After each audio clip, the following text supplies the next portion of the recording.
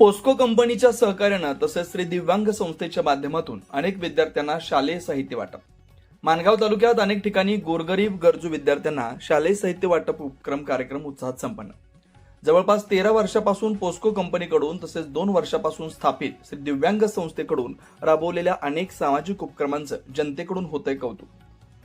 POCSO Maharashtra steel विलेभागाड MIDC मार्फत 2012 पासून अनेक सामाजिक उपक्रम राबवले जातात. अनेक ठिकाणी ग्रामीण भागातील रस्ते असो, शाळेचं काम असो किंवा विद्यार्थ्यांना शैक्षणिक मदत अशा अनेक सामाजिक कार्यासाठी पोस्को कंपनीकडून सतत पुढाकार घेतला जातोय.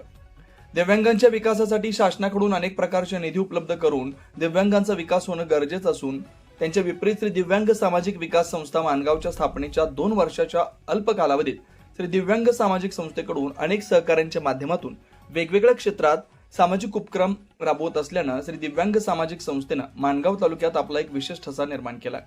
असाच एक कार्यक्रम पोस्को कंपनीचे प्रतिनिधी स्वप्नील पाटील व आसावरी काळे यांच्या हस्ते तसेच श्री दिव्यांग सामाजिक संस्थेचे संस्थापक अध्यक्ष इम्रान जळगावकर, कोर कमिटी, तालुका कमिटी व विभागीय कमिटीच्या उपस्थितीत पार पडला.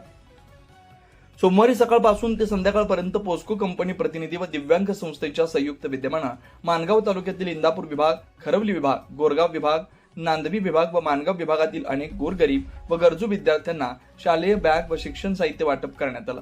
यावेळी पोस्को महाराष्ट्र स्टील विलेभागड MIDC प्रतिनिधी स्वप्नील पाटील, आसावरी काळे व श्री दिव्यांग सामाजिक विकास संस्था अध्यक्ष इम्रान जळगावकर सह कार्याध्यक्ष गंभीर सर, महिला अध्यक्षा पूजा लहाने, उपाध्यक्ष श्रीमंती मिरजकर, माणगाव तालुका खजिनदार शाहरुख बागवान, सहसचिव बिलाल गोडमे, सल्लागार सुरेश भोनकर, उपाध्यक्ष लियाकत गजगे, माणगाव उपशहर अध्यक्ष मुकेश शिंदे, सहखजिनदार प्रशांत लहाने, खरवली विभाग अध्यक्ष सुनील वडेकर तसेच अनेक विभागातील प्रतिष्ठित नागरिक, महिला व पुरुष हजर होते.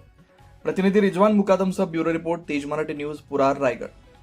पास्कोच्या माध्यमातून त्यांनी आम्हाला श्री दिव्यांग सामाजिक विकास संस्थेला सहकार्य केलं की त्या माध्यमातून गरजू गरीब विद्यार्थी जे शाळा शिकत आहेत आणि त्यांना अतिशय गरज आहे असे विद्यार्थी या माणगाव तालुक्यामध्ये जवळपास 50 विद्यार्थ्यांना दप्तर, वह्या, पुस्तकाचे वाटप केलेले आहेत आणि सकाळपासून आमचं 10 वाजेपर्यंत कार्यक्रम चालू झालेला आहे. इंदापूर विभाग, खडवली विभाग, गोरेगाव विभाग, नांदवी विभाग आणि शेवटचा हे माणगाव तालुक्यातला हा जनरल आमचं कार्यालयातला हा कार्यक्रम आयोजित ह्या ठिकाणी आम्ही दिवसभर कार्यक्रम करतोय आणि शेवटचा कार्यक्रम या ठिकाणी आयोजित केलेला आहे.